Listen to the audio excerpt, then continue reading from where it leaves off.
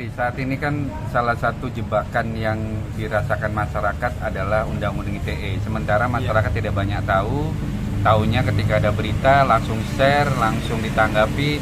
Nah, sebetulnya apa sih yang harus dilakukan masyarakat nih, Bang Hendri? Ya, undang-undang itu kan sudah ada, sudah berlaku ya. Jadi pasti akan diterapkan apabila ada orang yang merasa dirugikan ya oleh informasi khususnya yang beredar di media sosial. Oleh karena itu masyarakat itu tidak boleh tidak tahu ya, entah itu pura-pura tidak tahu atau tidak tahu beneran ya. Kalau memang dia gemar berbagi, sharing informasi, dia harus paham bahwa ada undang-undang ITE yang ya kalau dibilang mengancam ya dia seperti gunung aja. Kalau dia tidak ada masalah nggak meletus. Nah, begitu juga undang-undang ITE. Jadi harus hati-hati ya. Nah sementara kalau untuk pers kan memang tidak ada masalah. Ya, apalagi udah ada SKB ya antara Kominfo, kejaksaan ya, polisi.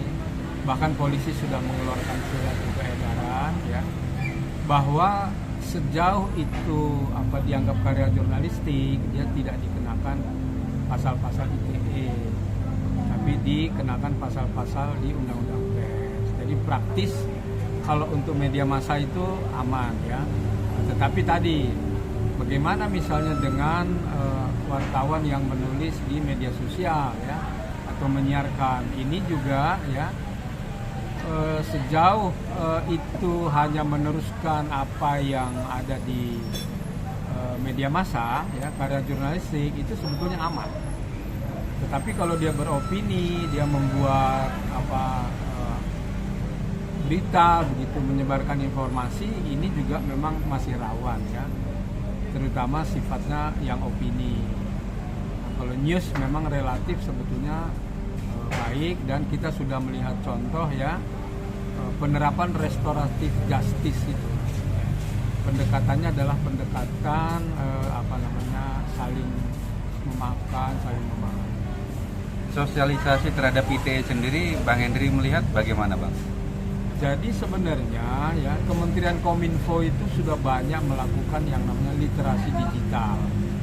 Bahkan juga membuat buku ya, buku kecil, buku saku, apa-apa ya, rambu-rambu dan sebagainya. Tetapi memang saya melihat ya bahwa sasaran dari diseminasi ini atau sosialisasi adalah ini umumnya generasi muda ya, generasi terkini yang banyak bermedsos atau barangkali orang-orang kampus ya, orang intelektual gitu. Sementara sebenarnya justru yang awam ya banyak sharing-sharing berita ini kan misalnya emak-emak atau orang-orang biasa yang buat dia membagikan informasi itu sesuatu yang mengangkat gengsi gitu. Nah, dia nggak memikirkan konsekuensi dan dia tidak tahu ada undang-undang ITE yang barang siapa itu. Nah, ini yang saya kira sebenarnya salah satu tugas media juga ya mengedukasi masyarakat, mengedukasi awam ya mengenai potensi atau ancaman dari undang-undang ITE apabila melakukan sharing informasi yang bisa merugikan orang lain. Terakhir, Bang, harapan Abang terhadap undang-undang ITE ini sendiri dan keselamatan masyarakat dalam berinternet atau bersosial media. Ya saya kira begini ya, banyaklah membaca ya. Itu nggak banyak kok ininya ketentuan-ketentuannya itu. Kemudian tentu lagi ya saring sebelum sharing. Ya. Artinya ambil jeda deh ya 1 menit kayak begitu ya sebelum kita menyebarkan, sebelum kita berkomentar.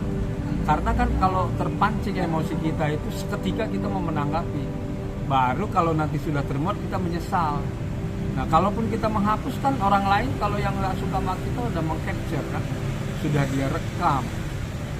Nah jadi berpikir itu penting. Jadi cobalah kita menjadi makhluk yang berpikir, ambil tarik nafas lah. 1 menit 2 menit. Kan ada juga yang mengatakan ya, kalau kita marah udahlah kita berwudu aja. Nah, jangan langsung bereaksi, karena kalau bereaksi itu ya marahnya yang ikut. Tapi kalau kita berwudu atau cuci muka, ngelap muka, kita ada sedikit mundur selangkah tapi selamat daripada langsung terobos.